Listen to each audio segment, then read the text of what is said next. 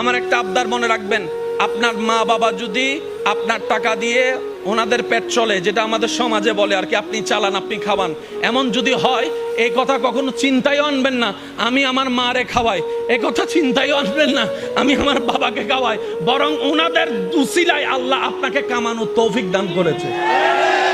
মনে রাখবেন, মা বাবার জন্য প্রতি মাসে আপনার সামর্থ্য অনুযায়ী কিছু খরচ রেখে দিবেন।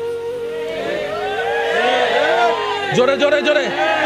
প্রত্যেক মাসে সন্তানের পক্ষ থেকে মার জন্য একটা আলাদা হাদিয়া দিবেন, বাবার জন্য একটা আলাদা হাদিয়া দিবেন। ওনাদের যেন চাইতে না হয়, বুক ফুলায় কাজ করেন।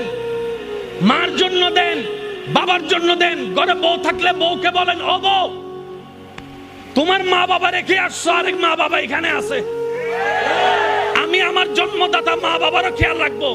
ওই মা বাবার কারণে যে তোমাকে পেয়েছি, ওই মা বাবারও খেয়াল রাখার চেষ্টা করব।